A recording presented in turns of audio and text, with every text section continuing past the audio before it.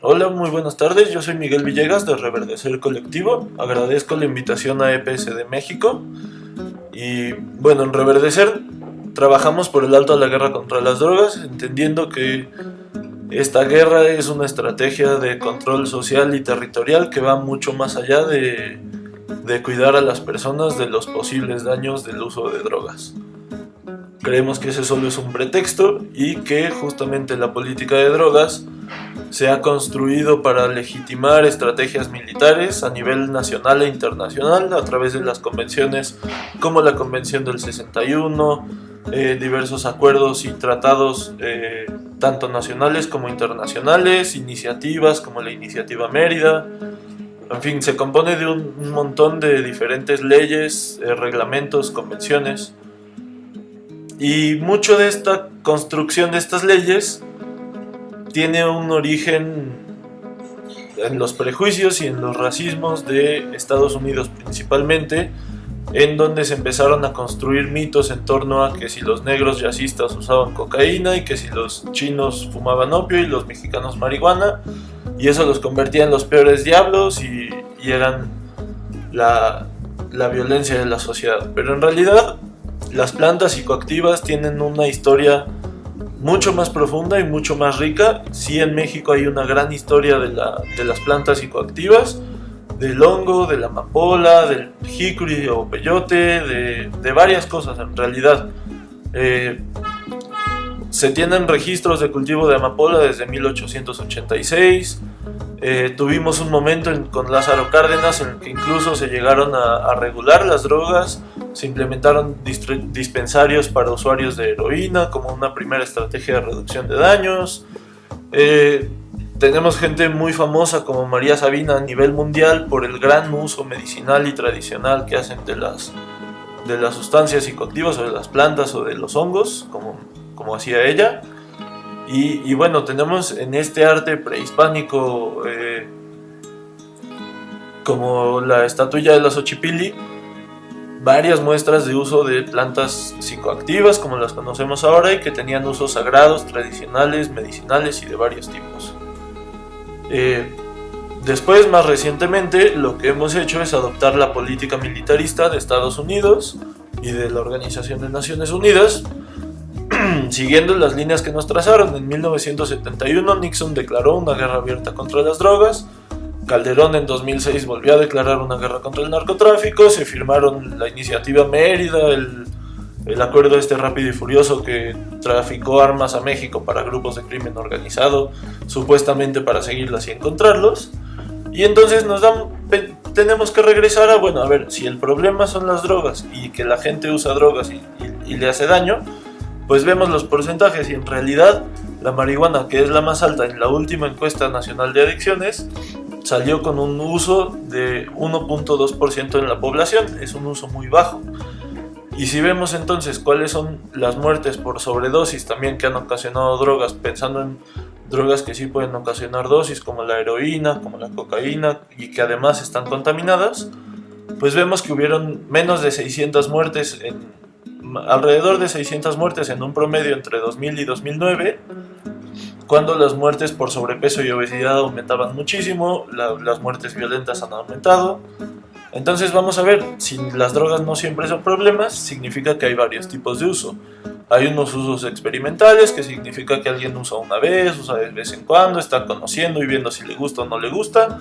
Un uso recreativo en el que ya se asume que sí le gusta a uno y que decide usar varias veces. Y un uso consuetudinario, que significa que se ha vuelto parte de la cotidianidad y el uso se adapta a esa vida. Sin embargo, la Organización Mundial de la Salud nos dice que de los 250 millones de personas que usan drogas en el mundo, el 89% son usuarias no problemáticas. Esto es según el último informe mundial sobre drogas de la Organización de Naciones Unidas.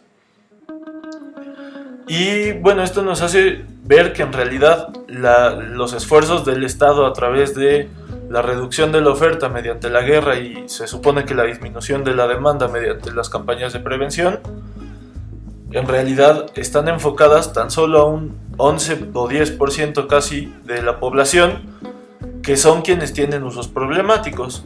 El otro 89% de la población usuaria de drogas no tiene ninguna estrategia que se dirija a ese grupo de población. Vemos también entonces los presupuestos que se han invertido en estas dos grandes ramas de disminución de la demanda y de la oferta, y vemos que es abrumador lo que se dedica a disminución de la oferta. La demanda, en cambio, los programas de adicciones se mantienen en una cantidad muy baja y en realidad son prácticamente inoperantes. Los objetivos con los que se han trazado la guerra en 2006 y las nuevas estrategias de seguridad, o bueno, supuestamente nuevas, de Enrique Peña Nieto en 2012, cambian el discurso con el que se construyen y con el que se presentan, pero en realidad van en la misma línea. Y si vemos las estrategias de salud, que se supone que es la prevención, pues también vemos que no hay esfuerzos ni disponibilidad de parte del Estado, ¿no? La página de CONADIC tiene muchos links, muchos enlaces que no sirven, repiten información poco confiable, lugares comunes, no hay acceso a la parte de programas de prevención y tratamiento. La Súmate en FA, que en realidad es la estrategia de salud que se supone que implementa el ejército, que ya de por sí es ridículo, no tiene ningún tipo de continuación ni seguimiento y no se puede acceder a conocerla. Nos metimos a revisar las páginas de Facebook y de CONADIC, y la Súmate en FA publicó el día que se anunció y al día siguiente, y la de CONADIC no tiene acceso a varios enlaces. Cuando vemos los esfuerzos de reducción de la oferta, pues sí, nos dan los números de incautaciones y que muchas toneladas y 149.024 hectáreas de plantíos de marihuana. Pero bueno, en realidad eso no significa nada. Esas son las pérdidas que calcula el crimen organizado cuando decide participar en un mercado clandestino, y que no ha significado que disminuya de ninguna manera ese mercado, ni el nacional ni el internacional. Lo que vemos en realidad es esto, que los niveles de consumo no disminuyen, no aumentan, se mantienen más o menos estables. O sea que no está teniendo ningún impacto la política. Sí han aumentado un poco, pero en realidad es bastante estable. Y no disminuye el acceso. Los programas de prevención son ineficientes. En realidad esto es un fracaso de política si lo vemos desde los objetivos que se han planteado abiertamente. Ahora, si a esto le añadimos el análisis de la situación en la que se encuentran los jóvenes, pues vemos que según la información oficial, la incorporación al desarrollo es el principal problema de la juventud en México. O sea que no hay acceso a trabajo, no hay acceso a educación, no hay vinculación entre las personas jóvenes y su entorno porque no encuentran cómo desarrollarse en él. Y esto significa que la población joven se ve marginada de varios espacios, y esto pues justamente facilita la victimización de los jóvenes. El acceso al mercado laboral es muy escaso. El 31.9% de las personas jóvenes que trabajan se dedican al empleo formal, el otro 61% al informal y 7% está en desocupación. O sea que casi el 70% de las personas jóvenes que trabajan tuvieron que buscar un espacio alternativo al formal.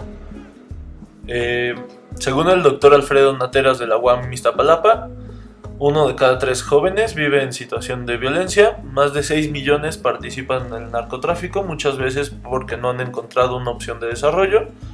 60% de las personas encarceladas es menor de 30 años y 220,000 jóvenes emigran de México o de sus comunidades de origen cada año.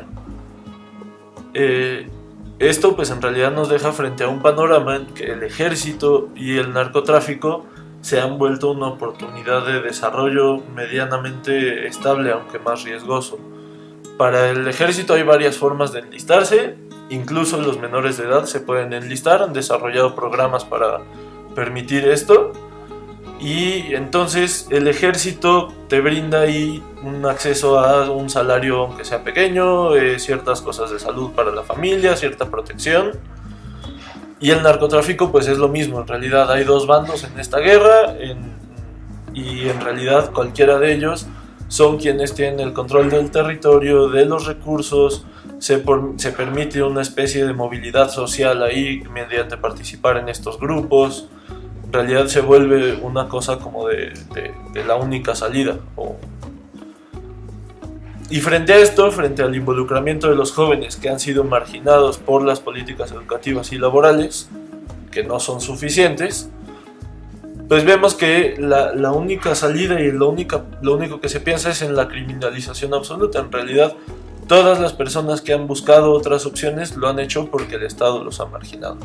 ¿Y esto en qué resulta? En que 14.524 de las personas desaparecidas en México tienen entre 15 y 35 años, que el homicidio es la principal causa de muerte entre personas jóvenes y que las Fuerzas Armadas detuvieron entre 2007 y 2010 a una cantidad enorme de niños en operativos contra el narcotráfico. Lo que ha pasado con la guerra contra las drogas es que ha generado una serie de problemas adicionales que son distintos al problema original, que podríamos decir que es un problema de salud pública en todo caso, pero en realidad, si vemos las estadísticas del uso de drogas en México, son muy bajas y no son el principal ni uno de los principales problemas de salud pública. Lo que ha pasado es que la corrupción y la impunidad han aumentado, se ha creado un enemigo público difuso que permite criminalizar a cualquiera que esté donde no tiene que estar. Ha habido despojo de tierras, desplazamiento de comunidades, una violencia impresionante entre muertos y desaparecidos. Y la fuerza de los cárteles, la presencia de los cuarteles militares, de la Policía Federal, han hecho que se estén encontrando en el supuesto campo de batalla con el crimen organizado, y esto hace que haya una colusión brutal, ¿no? En realidad vemos que los descabezamientos de grandes cárteles, en realidad lo que hace es que hayan grupos de sicarios y de narcotraficantes más pequeños que están disputando más territorio, poder, comercio, la plaza. La corrupción está desde el nivel municipal hasta el nivel federal, pasando por casi todas las instituciones públicas. Y los casos de Guerrero y Michoacán, en realidad, como bastiones de la guerra contra las drogas, Michoacán donde empezó y con la de Calderón, y Guerrero como un bastión histórico, pues vemos que se enfrentan a problemas muy, muy similares, ¿no? Son zonas de interés comercial internacional, y es un territorio que se controla a través del crimen organizado y la militarización, y esto ha sido desde hace mucho. En el caso de Michoacán hay fuerte presencia de minería. Acá vemos en amarillo las concesiones mineras, los municipios en rojo con presencia de autodefensas. Esto significa que son municipios en disputa con grupos de crimen organizado, sean o no cárteles. Los municipios en rosa son autodefensas indígenas de varios tipos, y el verde chiquito que está en medio es la zona productora de aguacate. De ahí se tiene que mover de todos estas minas y la zona productora de aguacate, se tiene que mover hacia los puertos. Y lo que vemos en los puertos es que en estos años en que se ha incrementado y ha cambiado el control territorial, ya sean los caballeros templarios, la familia michoacana, el ejército, los grupos de autodefensas, el puerto de Lázaro Cárdenas ha aumentado muchísimo sus exportaciones de hierro, que son las zonas mineras, y del mismo modo han aumentado muchísimo las exportaciones de aguacate de Michoacán. Entonces vemos que ahí hay intereses que van mucho más allá del control del territorio para cultivo de marihuana, de amapola o producción de cualquier otra cosa, como metanfetaminas, que también se producen mucho en Michoacán. Vemos que hay un control territorial mucho más fuerte internacional, y justamente parte de estas exportaciones van casi mitad hacia China, mitad hacia Estados Unidos. En Guerrero pues es lo mismo, conocemos la historia de la Operación Cóndor que se utilizó para controlar a guerrilleros, líderes sociales y movimientos sociales. Se les hacía pasar por narcotraficantes. Hay una historia de guerrillas revolucionarias, hay una historia de policías comunitarias y organizaciones autónomas, indígenas y no indígenas, y secciones disidentes del Magisterio Nacional. Aquí también tenemos un mapa en el que podemos ver los diferentes tonos de rojo son los municipios con mayores tasas de homicidio, los puntos verdes son las zonas de erradicación de cultivo de amapola, y los amarillos son las minerías, las concesiones de minería de oro. Entonces ahí también vemos que se traslapan todas estas situaciones, Y en este otro mapa tenemos lo que llaman el Pentágono de la Amapola. Este pentágono está trazado por cuarteles militares que están en verde. En el mapa de abajo, amarillo con rojo, son los homicidios dolosos por cada 100.000 habitantes. En el rojito de arriba son los grupos criminales con mayor actividad reciente. Y en el verde son los porcentajes de erradicación de cultivo de amapola. Vemos justamente que dentro de este territorio que está perfectamente controlado por esas bases militares, hay ciertos municipios que comparten esta actividad, que también en el mapa anterior compartían territorio con las zonas mineras. Entonces vemos que hay un interés, hay un esfuerzo por controlar este territorio. Hay millones de recursos en armamento, en preparación, en personal del ejército, de la Policía Federal que están en estos territorios, y sin embargo no pasa nada de los objetivos que ellos plantean. Entonces tienen que haber otras cosas.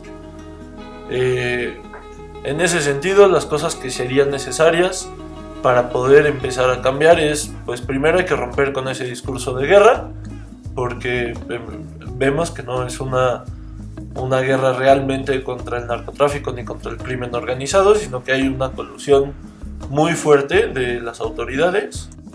Y es entonces que la política de drogas se presenta como una oportunidad de transformación muy interesante, porque nos permite reconocer esta guerra amplia que está sucediendo y que está afectando a la sociedad en general mediante marginación y violencia de diversos tipos, estatal, no estatal y paraestatal, y que entonces las opciones que ya se están experimentando en otros lugares del mundo, de la reducción de daños, de dejar la abstinencia como única posible interacción responsable con las drogas, de dejar de pensar que se tiene que criminalizar a las personas usuarias, es así que se puede poco a poco ir montando ese discurso que legitima las acciones del Estado, que legitima esta violencia, y que en el discurso de la sociedad también la legitima, porque sí lograron transmitir ese mito de que las drogas son el demonio y son lo peor que nos podrían pasar, y hoy mucha gente prefiere que esté el ejército, que haya una situación de guerra, aun cuando sabemos las altísimas cifras de desapariciones, de violencia, de violaciones a derechos humanos, de marginación, de explotación de varios tipos.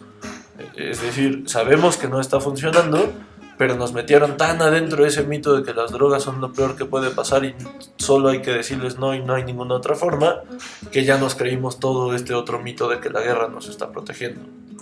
¿Y qué hacemos entonces? Pues bueno, en el debate internacional está la reducción de daños como la primera alternativa presente. La reducción de daños viene de Europa, de Canadá, y se ha construido en torno a políticas como el intercambio de jeringas para usuarios, los dispensarios de heroína, las medicinas para prevenir la sobredosis de heroína, entonces, bueno, pero esos no son necesariamente los problemas que tenemos en México o en Latinoamérica. Entonces también nos queda pendiente completar esta agenda de reducción de daños, crecerla y empezar a enfrentar también la política de prohibición que ha generado una serie de riesgos y daños relativos a vivir en un país productor o traficante de cualquier sustancia o planta ilegal. Y entonces